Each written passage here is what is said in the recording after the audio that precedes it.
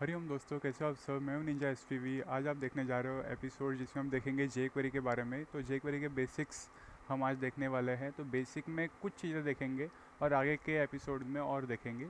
तो इसके पहले हमने देखा था एजेक्स के बारे में, जो गेट करता है रिक्वेस्ट। वो तो आपको फेमिलियर कराने के लिए था। और अभी हम देखेंगे basics of J query. JavaScript तो हो गया। ओके चलो दोस्तों।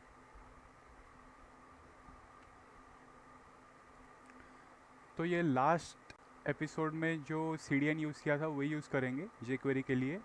और यहाँ जो हेडर टैग था वो मैं वैसे ही रख रहा हूँ।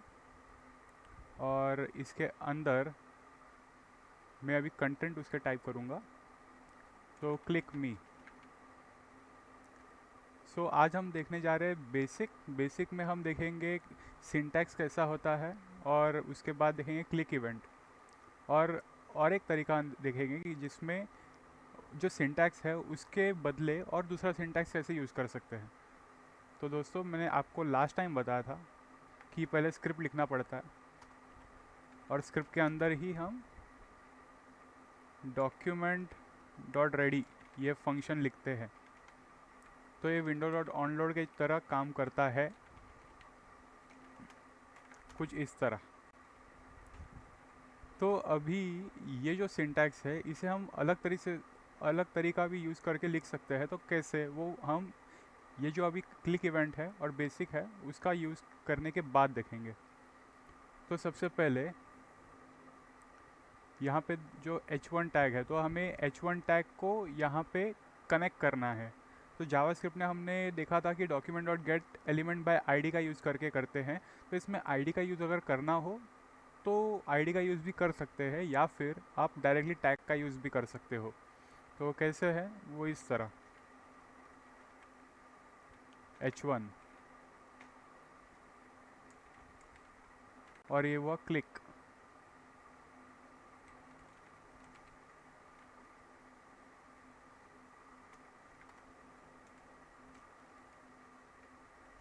और यहाँ पे दूंगा कंसोल डॉट लॉग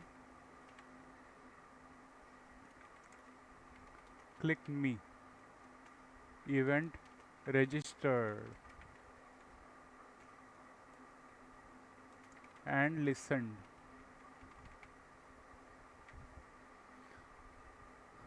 तो दोस्तों, ये क्या करता है कि ये डायरेक्टली कनेक्ट करेगा ये h1 टैग के साथ। और जब हम इस टैग में ये जो कंटेंट है इसे क्लिक करेंगे तो ये डायरेक्टली ये जो क्लिक इवेंट है उसको रजिस्टर और लिसन करके ये जो कंसोल का मैसेज है कंसोल डॉट लॉग में उसे प्रिंट करेगा। तो चलिए दोस्तों देखते हैं कंसोल डॉट लॉग क्लिक।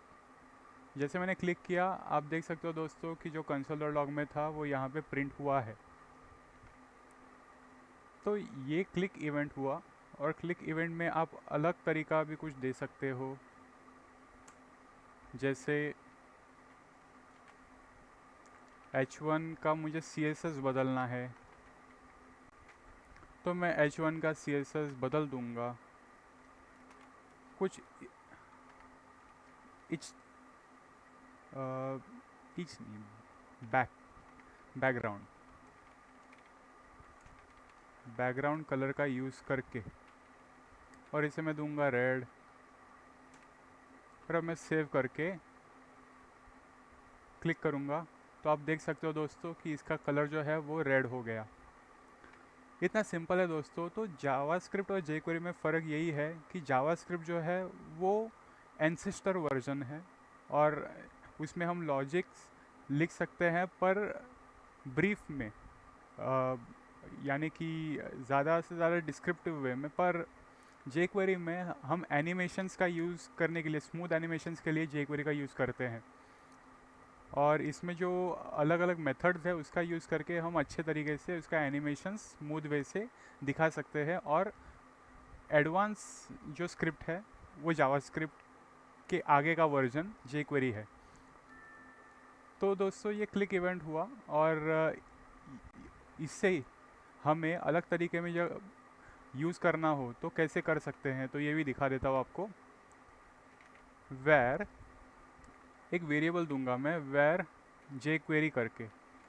अभी ये मैं क्यों कर रहा हूँ ये भी आपको बता देता हूँ। नो कॉन्फ्लिक्ट,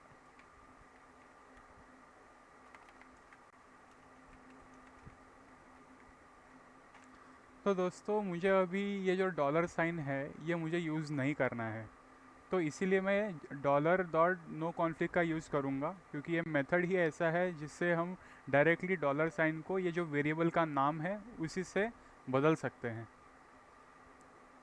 तो मैं जहाँ पे भी डॉलर है वहीं पे मैं ये जो वेरिएबल का नाम है वो दे दूँगा, इसे सेव करूँगा और फिर से रन करूँगा और आउटपुट आपको वही मिलेगा।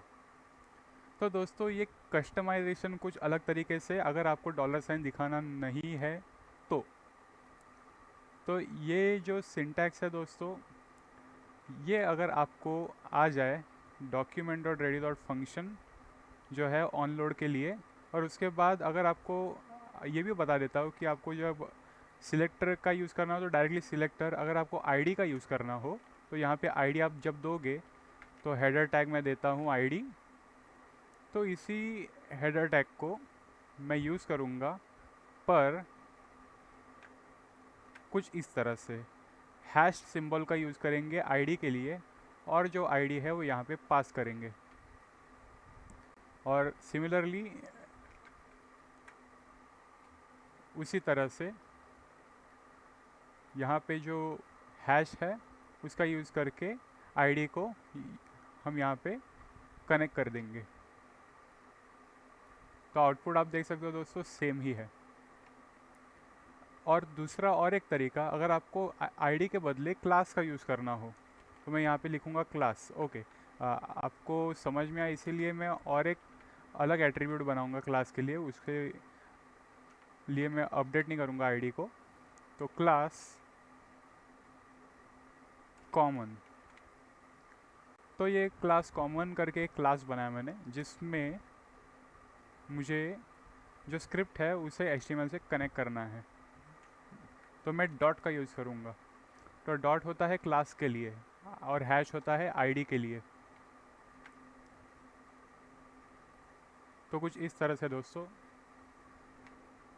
फिर से रिफ़्रेश और आउटपुट सेम मिलेगा आपको। तो आपको फिर से एक बार बताने के लिए एक चीज़ बता दूं कि आईडी के लिए जो है हैश का यूज़ करते हैं, क्लास के लिए डॉट का यूज़ करते हैं, और सिलेक्टर के लिए डायरेक्टली सिलेक्टर का जो नाम है एग्जाम्पल H1, तो डायरेक्टली डॉलर साइन के अंदर डबल कोट्स के या फिर सिंगल कोट्स के अंदर एज पर या स्क्रिप्ट, मतलब जैसे आपका स्क्रिप्ट होगा आपको H1 जो सिलेक्टर है, इसे सिलेक्टर कहते हैं, तो सिलेक्टर को यूज़ करना है। तो कुछ इस तरह से होता है दोस्तों। ये सबसे बेसिक और मज़ेदार जो कंसेप्ट है वो है, और ये तो आपको यूज़ करना ही पड़ेगा अगर आपने jQuery यूज़ किया है आपके एप्लीकेशन के लिए, तो आपको ये यूज़ करना ही होगा, ये जो तरीके आपको बताए हैं। तो ये जो है ये आपके लिए बहुत बेसिक पर हेल्पफुल, एंड तक जब आप jQuery का यूज़ करोगे तो एंड तक ये यूज़ करना ही पड़ेगा आपको, तभी आपका जो है एप्लीकेशन वर्क होगा, अगर आप प्योर jQuery के ऊपर काम कर रहे हो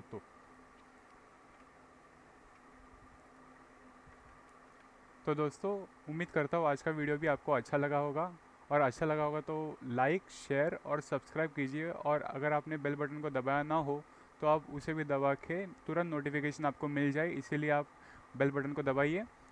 तो अगले वीडियो में देखेंगे दोस्तों और आगे के कंसेप्ट। हरिओम दोस्तों।